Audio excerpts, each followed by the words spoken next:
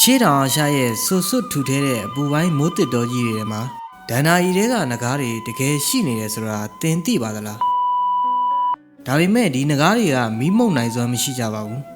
သူတို့ဟာတစ်ပင်ထက်မှရှင်သန်နေထိုင်ပြီးကောင်းကင်ယံမှာဝဲပြန်နိုင်စွမ်းရှိတဲ့ထူးခြားဆန်းပြတဲ့ပုတ်တင်ညိုမျိုးနွယ်တွေဖြစ်ပါတယ်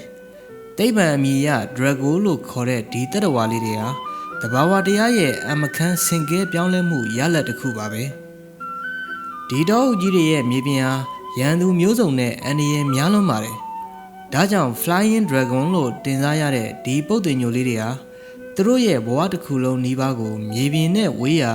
တစ်ပင်အမြင့်ကြီးတွေပေါ်မှာပဲကုံဆုံးကြပါတယ်။အစာရှာတာဖြစ်ဖြစ်အဖော်ရှာတာဖြစ်ဖြစ်တစ်ပင်တစ်ပင်ကနေတစ်ပင်ကိုကူးတန်းဖို့ကသူတို့အတွက်တော့နေ့စဉ်ရှင်သန်မှုစိန်ခေါ်ချက်တစ်ခုပါ။ဒါပေမဲ့သူတို့မှာငှက်တေလို့အတောင်ပံအစစ်မှန်တော့မရှိကြပါဘူး။ဒါဆိုရင်ပေပေါင်းရာချီတဲ့အမြင့်ကနေမြေပြင်ကိုမကြအောင်သူတို့ဘလို့များပြန်တန်းနေကြတာပါလေလျှို့ဝှက်ချက်ကတော့သူတို့ရဲ့ခန္ဓာကိုယ်ဘေးဘက်မှာရှိတဲ့နံရိုးတွေကြားကအရေးပြားအလွှာလေးတွေမှာရှိနေတာပါပုတ်တင်ညိုလေးတွေဟာလေထဲကိုခုန်ချလိုက်တဲ့အခါ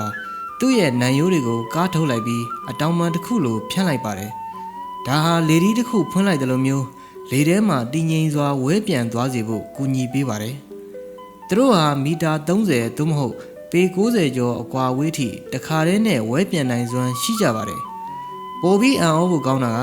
သူတို့ရဲ့ရှည်လျားတဲ့အမီးကိုတက်မှတစ်ခုလိုအသုံးပြုပြီးလေထဲမှာလမ်းကြောင်းကိုစိတ်ကြိုက်ထိန်းချုပ်နိုင်တာပါပဲ။ဒီနည်းပညာကြောင့်ပဲရန်သူလက်ကနေလွတ်မြောက်ဖို့ဒါမှမဟုတ်အစာရှိရာတစ်ပင်စီကိုအချိန်တိုအတွင်းရောက်ရှိဖို့သူတို့အတွက်အခက်အခဲမရှိတော့ပါဘူး။ဒီပြန်လွှားနဂါးလေးတွေရဲ့ဘောဟာပြန်တန်းနေုံနဲ့မဟုတ်ပါဘူးသူတို့ရဲ့လေပင်အောက်မှာရှိတဲ့ရောင်စုံအရေးပြားအလွှာကလေးတွေကလည်းဆက်သွယ်ရေးအတွက်အရေးပါပါတယ်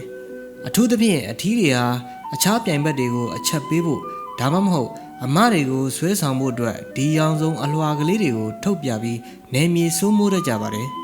သူတို့ရဲ့ဘဝမှာမြေပြင်ပေါ်ကိုဆင်းသက်ရတဲ့တခုတည်းသောအချိန်ကတော့ဥဖို့အတွက်ပါပဲအမတွေဟာဥတွေကိုမြေကြီးထဲမှာမြုပ်နှံပြီးတာနဲ့သားကောင်ဖမ်းသူတွေရဲ့ရန်ကနေလွတ်ကင်းဖို့တစ်ပင်မော်ကိုချက်ချင်းပြန်တက်သွားကြပါတယ်။ဒါဟာတဘာဝတရားရဲ့တင်းကျပ်လာတဲ့ရှင်သန်မှုနည်းဥပဒေတစ်ခုပါပဲ။တောနတ်ကြီးတွေရဲ့တစ်ပင်ထက်မှာကျွမ်းကျင်စွာကျင်လည်ကျက်စားနေတဲ့ဒီ Flying Dragon လေးတွေဟာတဘာဝတရားကဖန်တီးထားတဲ့ပြိုင်ပတ်ကင်းအင်ဂျင်နီယာလေးတွေပါပဲ။သေးငယ်တဲ့ခန္ဓာကိုယ်လေးရှိပေမဲ့သူတို့ရဲ့ရှင်သန်ပုံနည်းဗျူဟာတွေကတော့တကယ်ကိုကြီးကျယ်ခမ်းနားလှပါတယ်ကျွန်ုပ်တို့ရဲ့ကဘာမြေမှာအခုလိုအံ့ဩစရာကောင်းတဲ့တတ္တဝါလေးတွေရှိနေသေးသေးတဘာဝတရားရဲ့လျှို့ဝှက်ချက်တွေကိုဆက်လက်ရှာဖွေနေကြရအောင်မှာဖြစ်ပါတယ်